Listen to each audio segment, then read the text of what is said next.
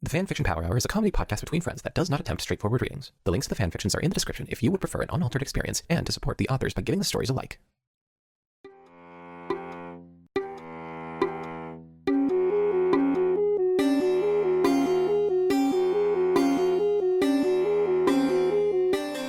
Welcome, everybody, to Jen and Wizzy's Fanfiction Power Hour.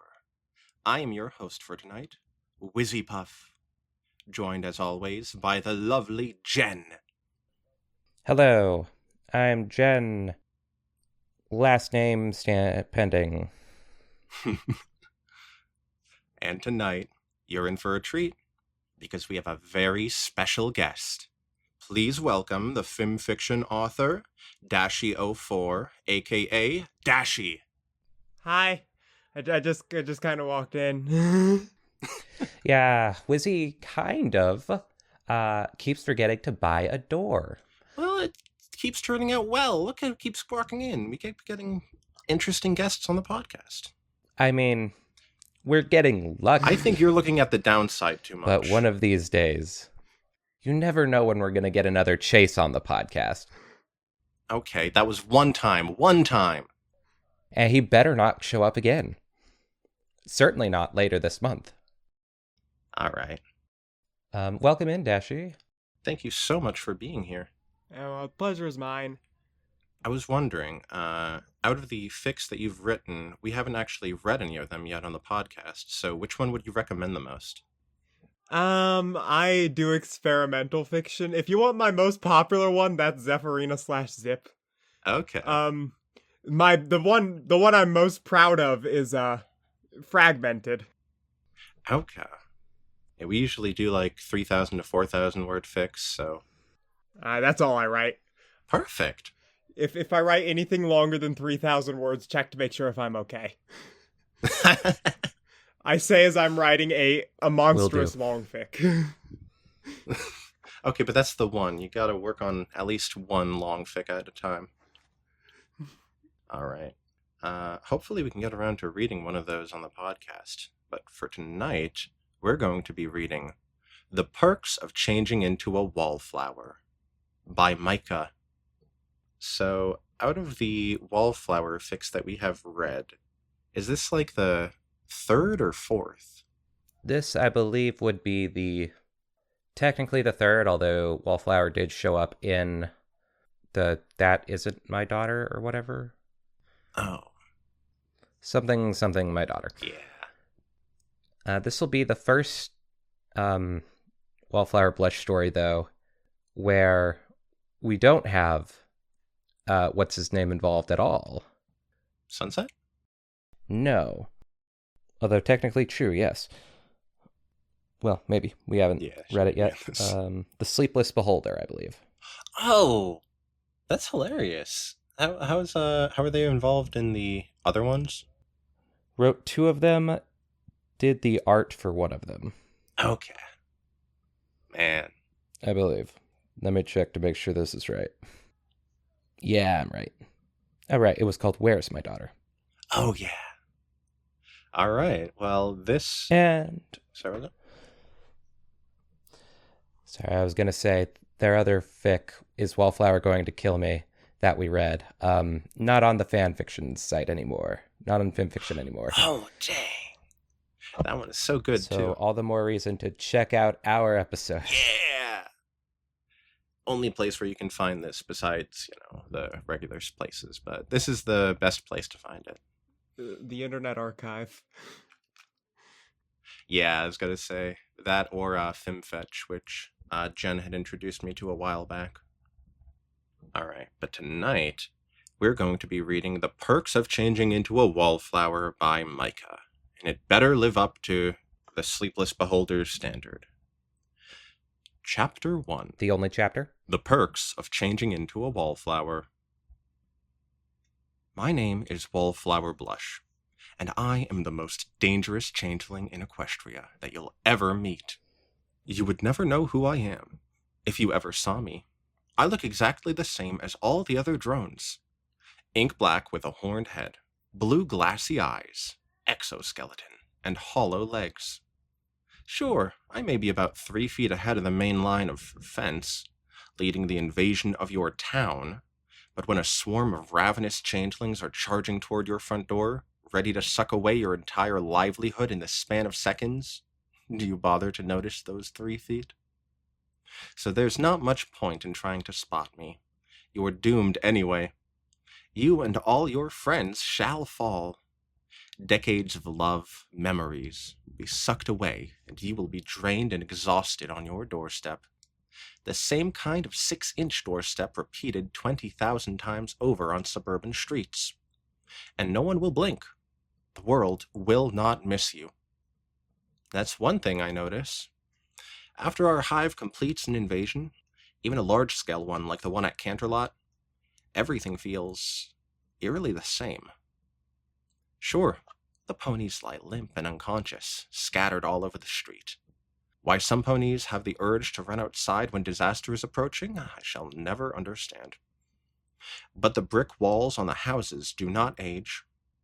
Dirt accumulates in the mortar at the exact same rate. The sky stays the same blue it always was.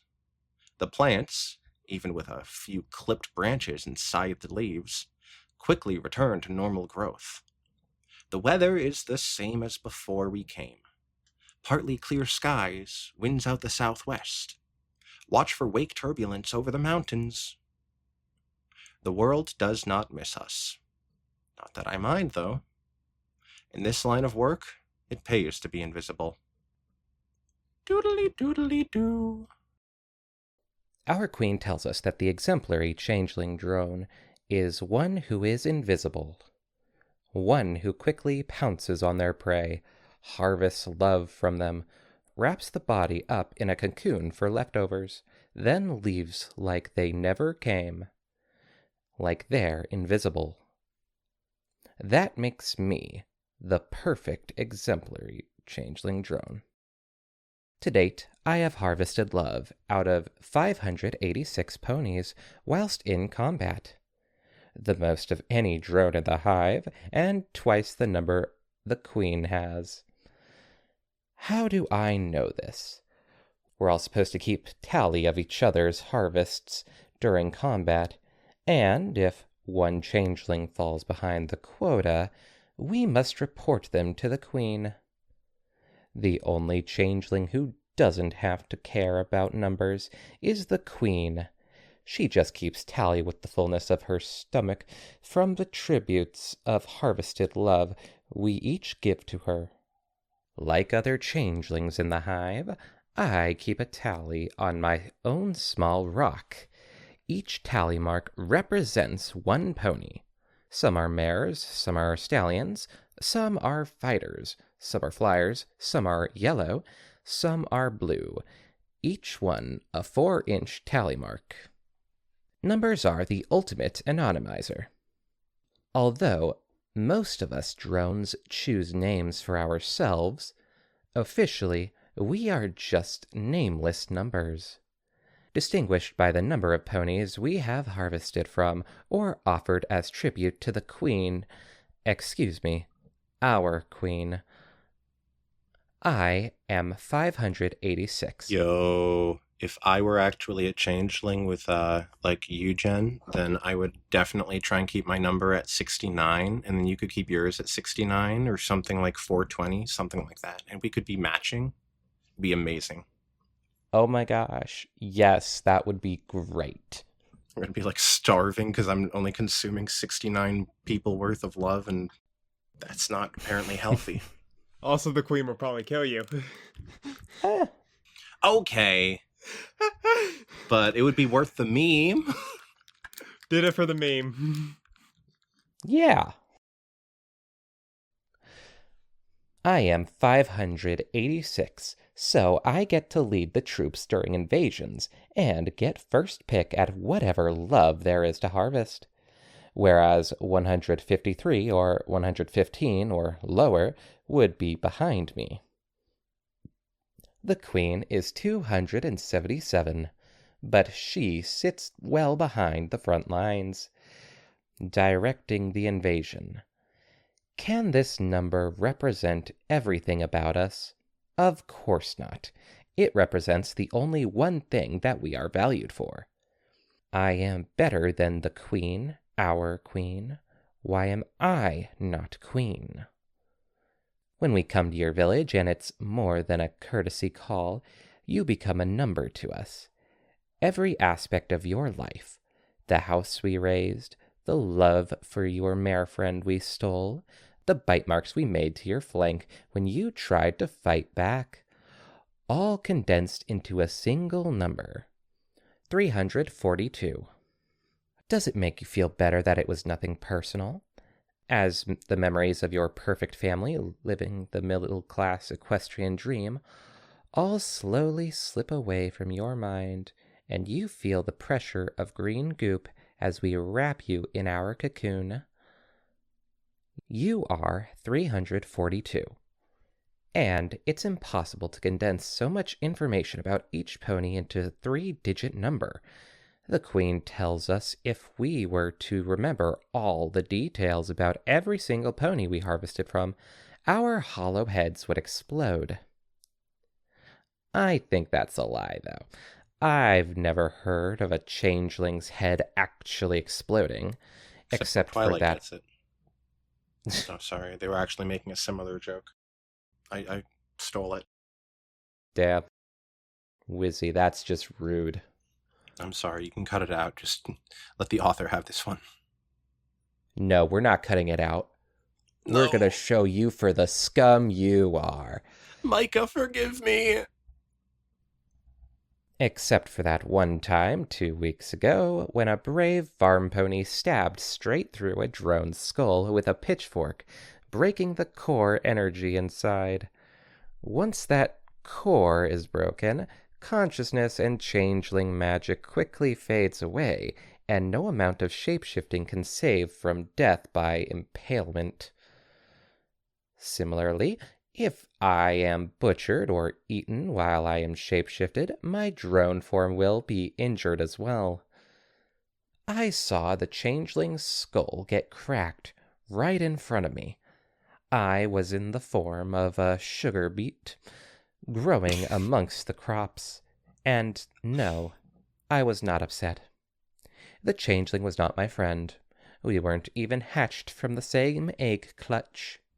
The changeling was 78. I snitched on 78 once, which got 78 a scolding from the queen.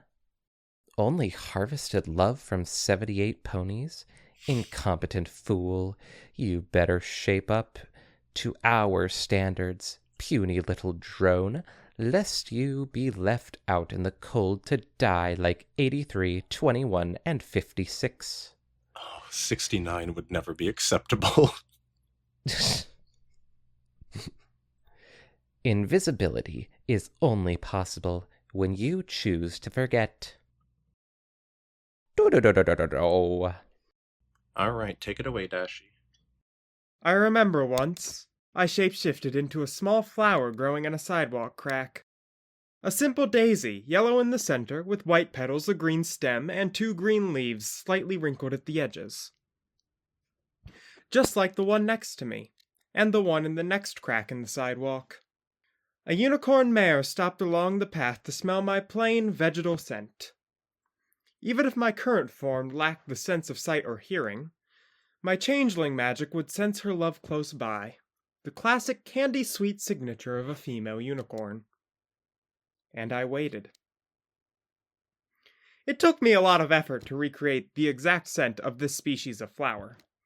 Sure, was it likely that any pony would stop to smell a little flower like me? No, but flowers are meant to have a scent. If some pony were to smell me, they would notice I don't have a smell like all the other flowers, which would make me unique, which would make me not invisible. I don't think daisies normally have a scent, I'll be honest. I would not know. I don't know, it kind of smell like, I don't know, leaf. Yeah. Becoming invisible is a respectable art, you see. It takes a lot of dedication and hard work. The unicorn mare had probably smelled the same type of equestrian daisy 1,000,000 times over, so I'm not sure why she even bothered to smell me. And then there were strange residual love signals coming from her that I'd never sensed before. Feelings of clumsiness, alienation, like she'd just come from a different world. Few ponies have an eye for the invisible. Few ponies respect the invisible, like she did. And so, I waited. Then came another pony. An old, grumpy earth pony stallion, judging by the acrid signature of his love. Plants are living things too, so they emit faint traces of love. I sensed a dense signal of small desiccating plants on the verge of dying. A bag of tiny weeds, most likely, carried by the earth pony. The larger weeds, ragweeds, were still growing. They were intact. The stallion only killed the tiny weeds that he had the strength to pull out, leaving the giant thorny ragweeds to grow. Never mind my changeling senses, though. I suddenly felt a primal sensation in my plant form, the fibers in my stem being crushed. The earth pony was grabbing me. He grabbed my tiny stem with his teeth, and with too little effort yanked me out of my place in the sidewalk crack, severing the arterial taproot. I felt myself being moved. The dense signal became stronger. I became closer and closer to the sack filled with corpses of my assumed species. That was when I acted. With his teeth pressing into my stem, I reverted myself back to my inky black drone form. Finally, I could see with my own eyes. The midsection of my drone body was scratched from being bitten as a plant, but I still had enough strength to fight. My legs pressed up against the stallion's upper and lower jaws, dislocating the bone. I stuck my forked tongue out and hissed in his mouth. He still did not see me. That is a disturbing thought. I disagree. I think it's a rather nice thought.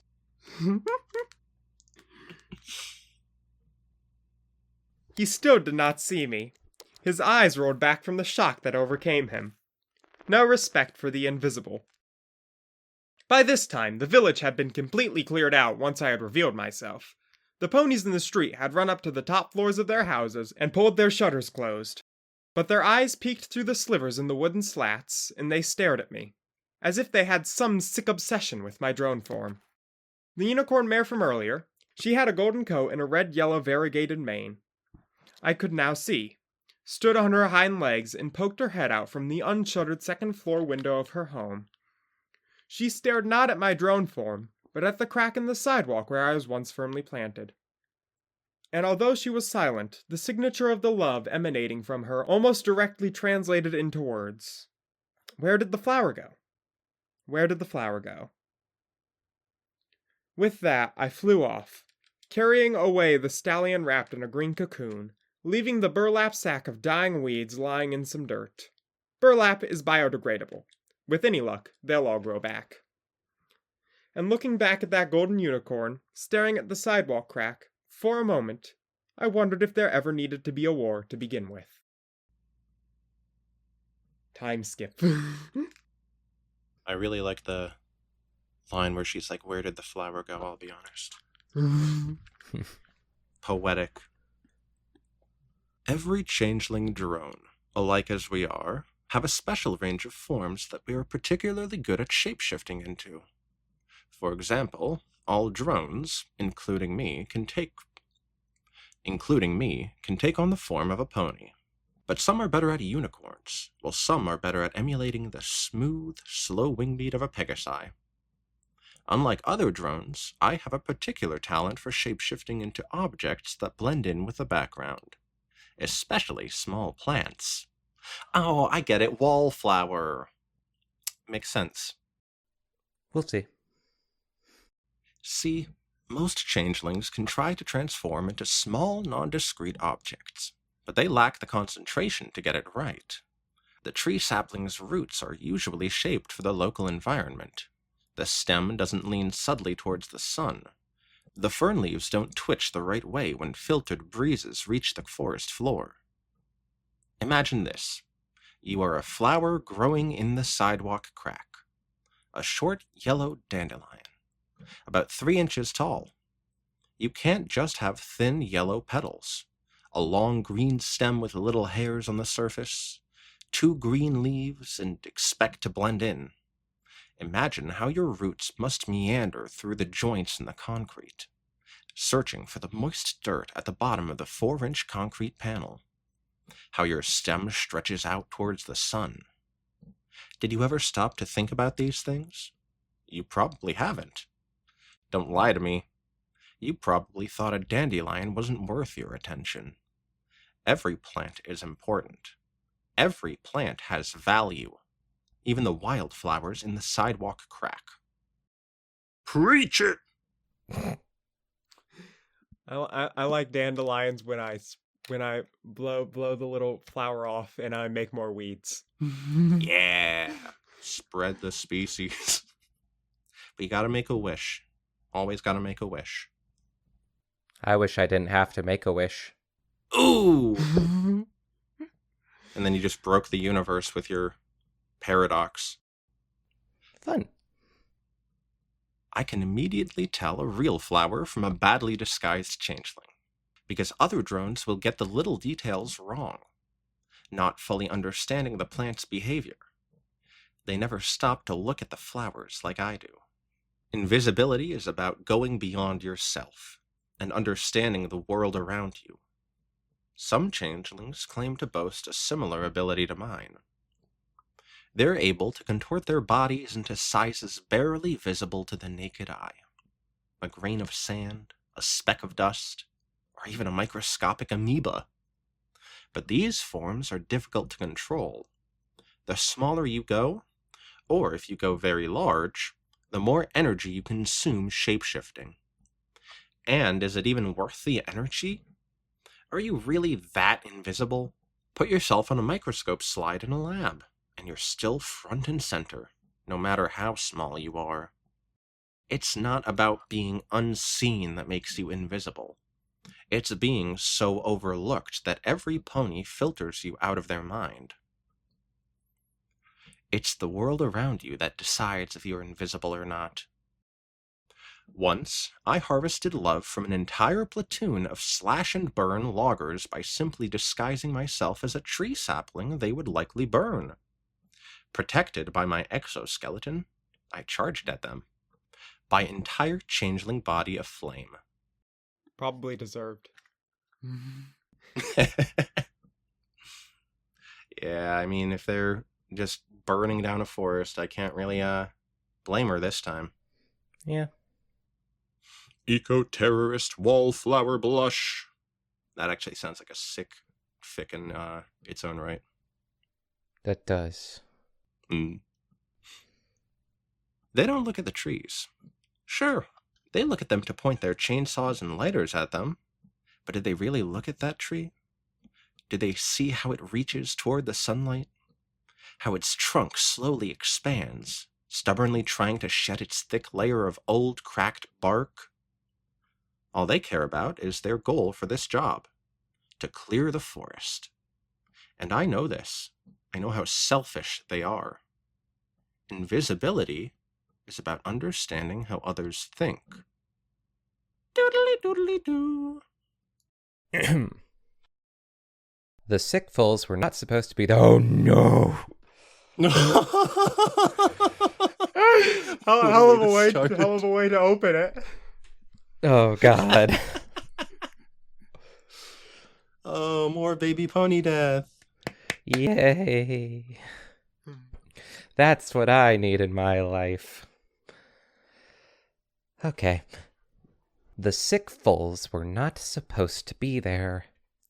It had been months since any drone in the hive had a decent meal.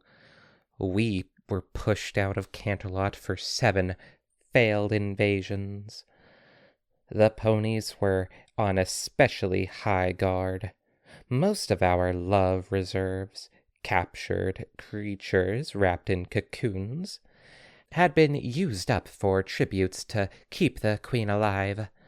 At the same time, our hive population multiplied by a factor of 3.7 in just a year, meaning we needed even more love to sustain ourselves. All this only made us more desperate, hungrier. I woke up every morning, and I could think of only hunger. There is no pain in our stomachs. We have no stomachs.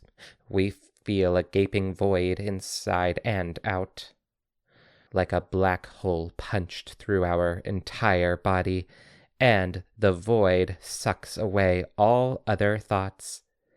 Nothing of flowers, nothing of dandelions, nothing of the golden mare who stared at the sidewalk crack.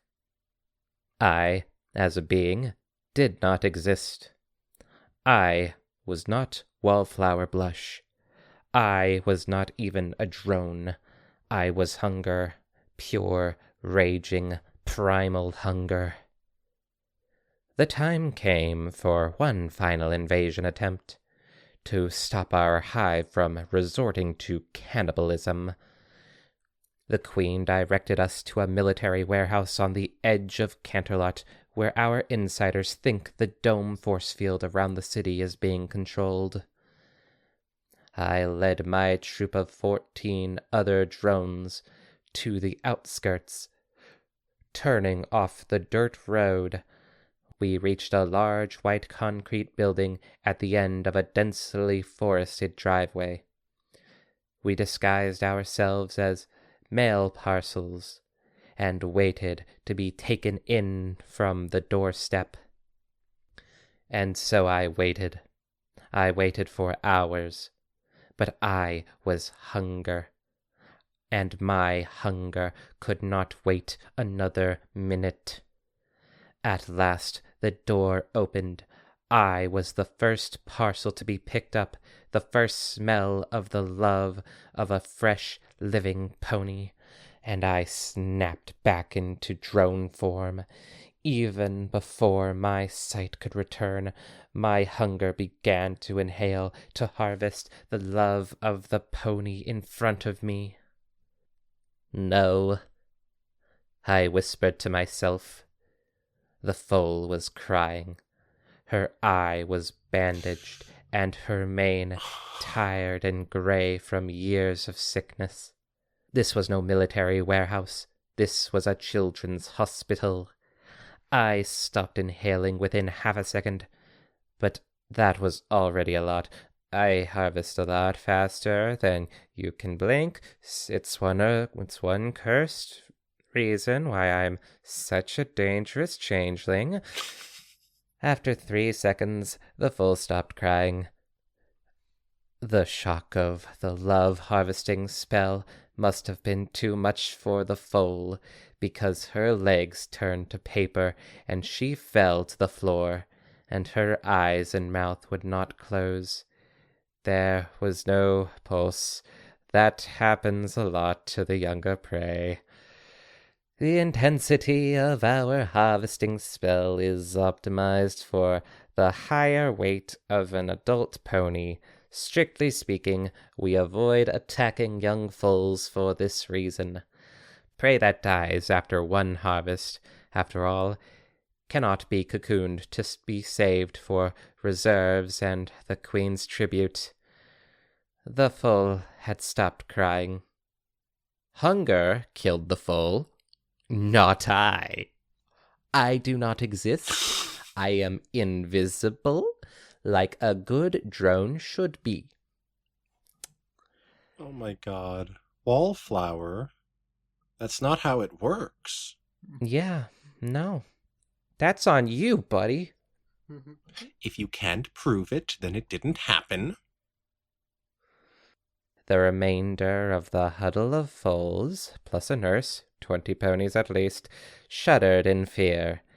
It was dark inside the hospital, but I could see a trembling blob of ponies hiding in the shadows, the colors desaturated from them such that every single one of them looked alike from each other.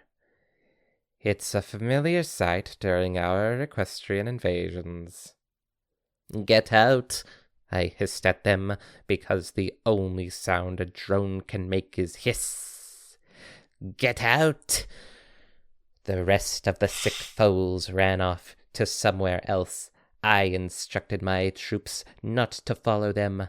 The foal who stopped crying was carried away on the nurse's back. How did the young filly's love taste like? Despite how sickly she looked, it was sweet. Cloyingly sweet. Enough love in one pony to take away 4 months of hunger. How much love must that have been? How can one small, sickly creature possibly store so much love inside them, if the Queen keeps telling us is never enough love to go around? Isn't love finite? Our troop began to realize we'd gone to the wrong place, so we began to leave for the main dirt road. The Queen was waiting for us at the junction. Fools, I told you to turn left, not right. Did you not heed my directions? It takes a lot of thinking to visualize a map of Equestria in your head. A lot of energy. Hunger has a bad sense of direction. Okay. When was the last baby pony death story we read? I love how that's a question. Unfortunately. I think the last one was Wish Come True. Oh, did they actually die in that? They got wished out of existence, I guess. Okay. It's complicated. Yeah, then I guess it was that one. Spoilers for Wish Come True. There weren't enough baby pony death torture fics last year. I think we may... Oh, that's right. We also had... What's it called? With the blam at the end. Not funny.jpegasus. Oh, yeah, you're right. That was the last one. Anyways. Do-do-do-do-do-do. I only harvested love from one little foal during that invasion. She was the 587th pony on my running tally. 586 plus 1 equals 587.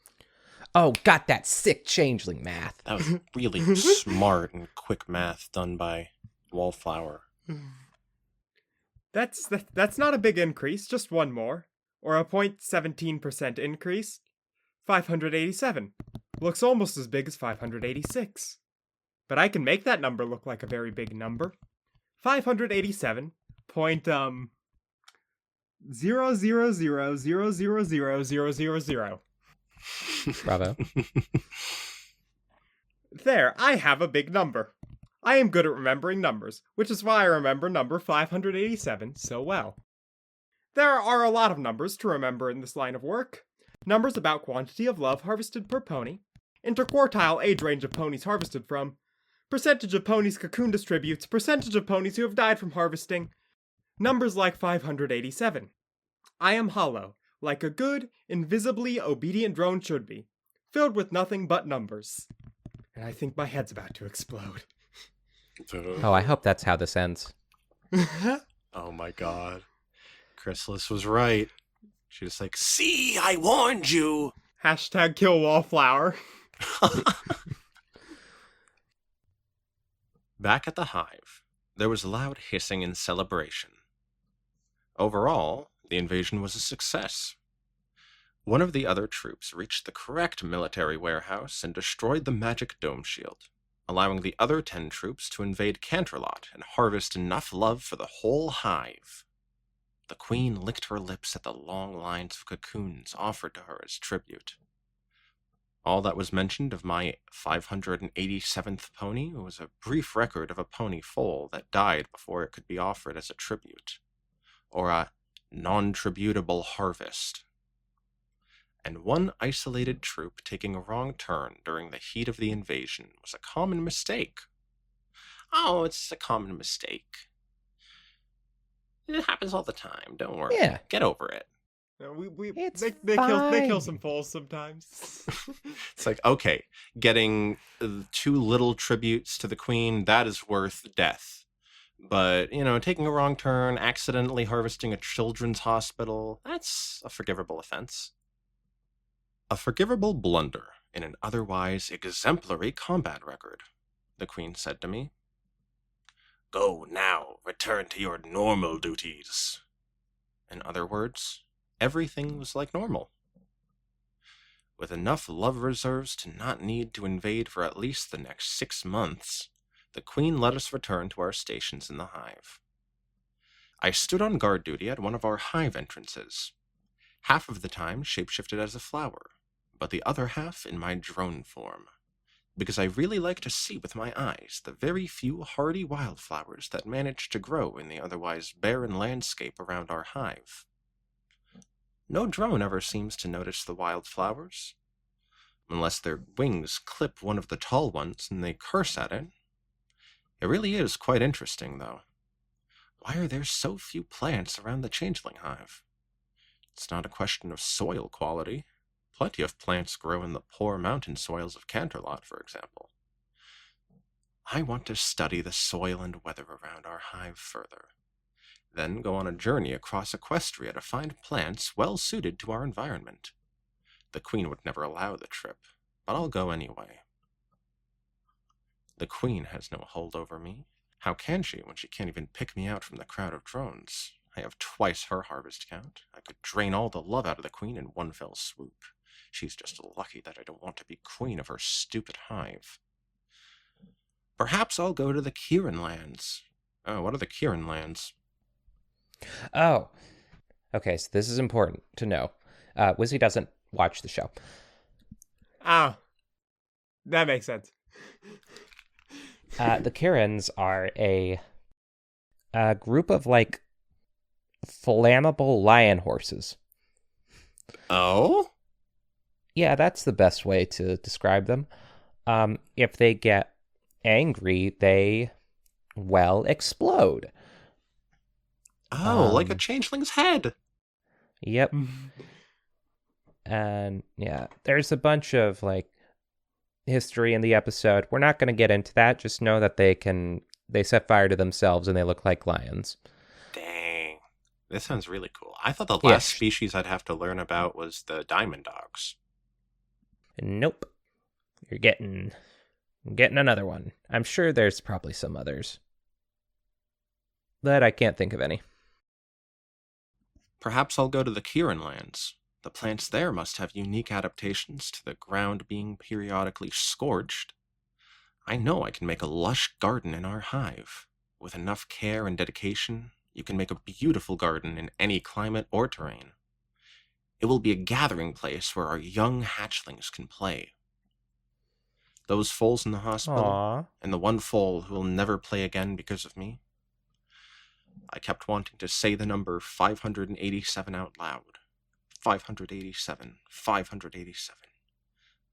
587 was a mistake. Not my mistake. A mistake. Sure. Yeah, I didn't take the wrong turn. It wasn't me. It was... it was hunger. Keep telling yourself that, buddy. It was Mr. Hyde. More like Mr. Hive. Eee! Stare at my glassy blue eyes, my ink-black body, exactly the same as every other single drone in the hive. And you won't see my mistake. You'll never see me, Wallflower Blush. All you'll see is your own fear of the wrath of the changelings as you back away. How selfish of you. Did you even read anything I said about understanding the world around you? You never look at the dandelions. You sever their taproots like every pony else. Our mistakes are supposed to diffuse to everyone in the hive. Our mistakes are supposed to belong to everyone. In reality, that just means our mistakes belong to no one. Atrocities become orders, but I don't think they ever become totally invisible. I want to shout 587. I don't even know that fool's name. I don't remember her cutie mark, if she even had one at all. You do not remember things easily when you become hunger. All I remember is 587. No other drone remembers 587. Ask my troop about the hospital with the sick foals, and it's like they all have amnesia. They must have been hunger too. If I forget 587, 587 will cease to exist. If I cease to exist, 587 will be forgotten. I do not want to forget. Even if the world will not miss any of us, let it be. Let it exist. Let me be. Let me exist. Doodly-doodly-doo. Just recently, I stood camouflaged in a field of sunflowers. As a sunflower, I sensed a unicorn mare approach me. I had met this pony before. Her love had the exact same signature as the golden unicorn from before. The one who stopped to smell the daisy in the sidewalk crack. She took me, as the sunflower, back to her home and planted me in a pot, carefully extracting my roots from the ground and rearranging them in the same positions. She tried her best to pot me with her hooves, but she didn't get the soil snugly wrapped around all my roots. She dumped a whole watering can over me and fed me a whole bottle of potted palm plant food. As a plant, I do not experience pain, but the primal feeling within my tissues, exploding with water and oversaturated with electrolytes, probably the closest thing to pain that a plant can experience.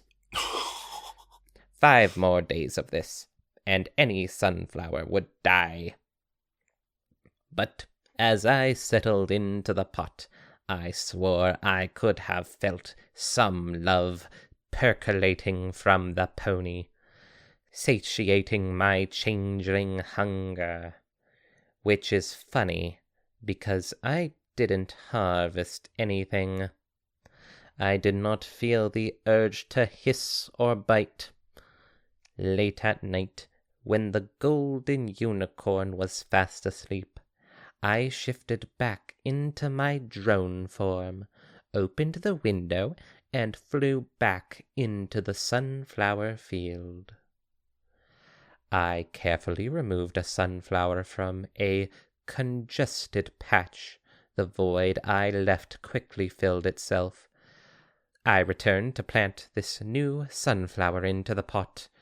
From all the years of shaping myself into plants, I knew exactly the correct NPK balance for the soil, how to hug the soil around its roots, and the best angle to orient it on the east-facing windowsill.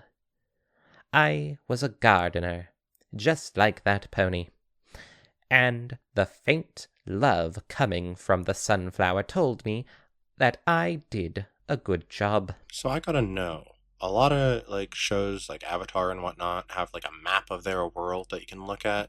Does My Little Pony have an official map of where Canterlot is compared to Ponyville, compared to Sweet Apple Acres? Yes, it does actually. Yo? Here, let me send you a pic. Oh boy. Get excited, Wizzy. This is great. Yo. Oh dang. Wait. Have they been to the Arctic lands? I believe that's a Crystal Empire. Yep. Crystal Empire and Yakakistan up there. Oh. Oh! What about the South Pole? Closest we've ever gotten there is the Sea Pony place. Sequestria. Okay, so this is really useful. I haven't seen this particular map. Yeah, it came out after the movie, obviously. I'm not even sure it's official, but it's official, yeah. Thinking about it, yeah. That would have been cool if it came out before the movie, and they already established Sequestria. That would have been wild. But they didn't. All right, continuing. I think on the day the Queen falls, not that I'm planning an uprising any time soon, and the hive collapses, I will retire as a gardener. I'll open a community garden in a small pony village, assuming the form of a pony, perhaps to blend in. And ponies like the golden unicorn mare will join me to care for the plants together. That's something both of us can do equally. How many plants will we plant in the garden? We'll never know, because we shall never keep tally. It could be 587, 5,870, 58, or 5. No plant is a number, because no plant is invisible. I carefully closed and latched the window shut, leaving the well-potted sunflower, and made my way back into the hive. Less hungry than I was when I came. What would the golden unicorn see the next morning? She'll wake up, and she won't even see any change. To her, it'll be the exact same sunflower. She'll never know my name. She'll never know what I really look like. Probably for the best, since she'd probably freak out at the sight of a changeling in her bedroom. She'll just see a healthy, perfectly potted sunflower at her window, and only I'll know that I made it just for her. To help when no one commands you, to sing when no one is listening, to write when no one is reading, to dance when no one is watching, to do right even when no one cares. That's what it means to exist. My name is Wallflower. Bloosh. Oh, that's how it's pronounced. Yep. Yeah. Thanks for clarifying that one for me. I've been keeping that from you. Author's note. I'm not sure how to feel about this story I've written. I fear I've created a monster. Then it's crossed out. I may take this down. Please don't. Or maybe do, because now our episode will have it and everyone will come here to listen to the story. Clever. This would be 20 minutes of writing a comment I'd never get back. Well, you can read that comment right here. No, hey, you literally say you better not to the I may take this down thing. The end. That was The Perks of Changing into a Wallflower by Micah. Well, I don't forgive her. I think Fuck that's you, fair. baby killer. It's true. She didn't even accept responsibility by the end of that. I'm like, come on.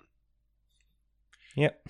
I did find this to be like a really compelling look into the world of the changelings, which is using the character of Wallflower Blush to be like, oh, blending into the background like that. It's very clever. So I really like this story.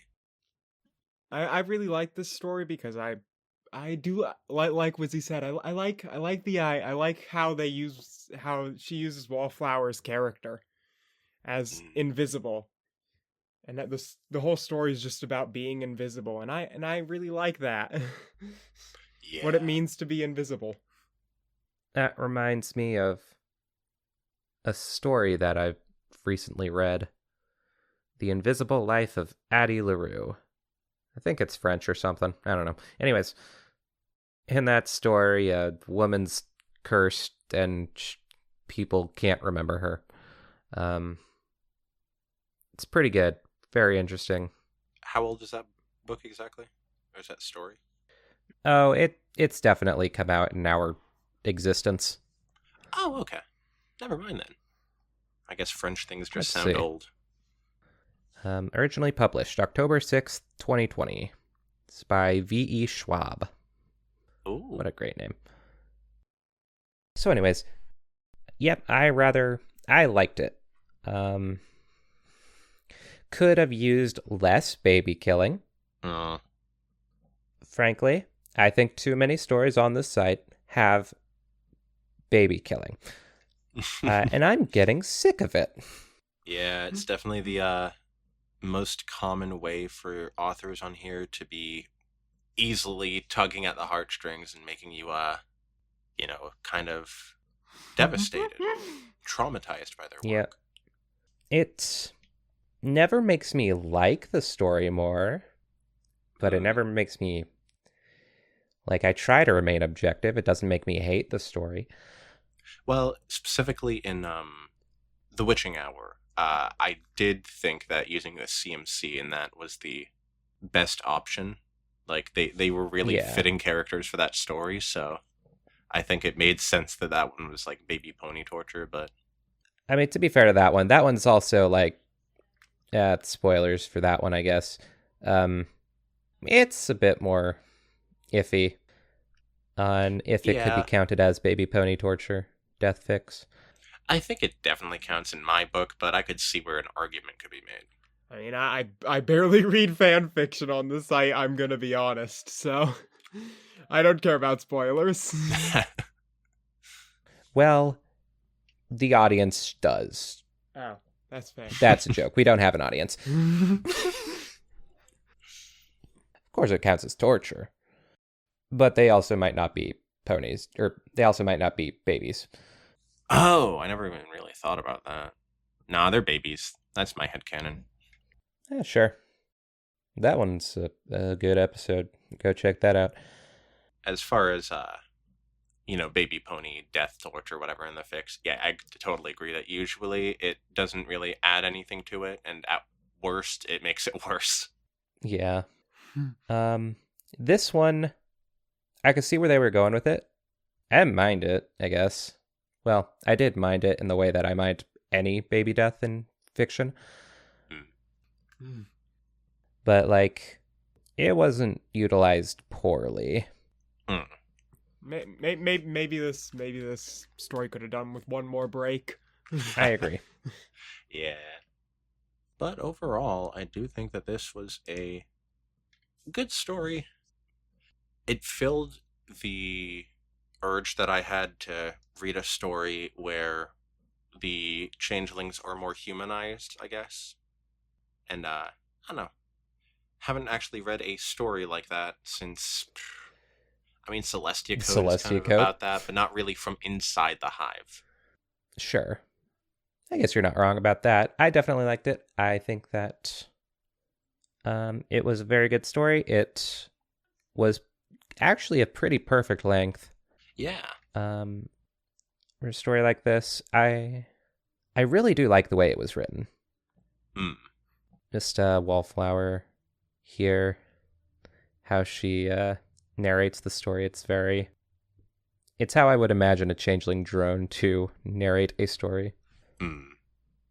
Yeah, I forgot to mention, I also really liked how at some points they were, like, really poetic in their wording, and that seems very Wallflower to me. Like, I don't know Wallflower that much, but I imagine that she would be, like, a shy, reserved type who would be good at poems. Now, poems I could definitely imagine her doing. Yeah, that checks. Yep. And this cover art is also very nice. Half Wallflower, half changeling tracing. Turned out nice. Yeah. All right. This has been wonderful having you on the podcast, Dashie. Thank you for coming on. Everybody go check out A, the fanfiction, and B, Dashie's work on the site. Yeah. Should both be linked in the description. All right. I have been your host for tonight, bidding you a good night. Good night. Good night. See ya.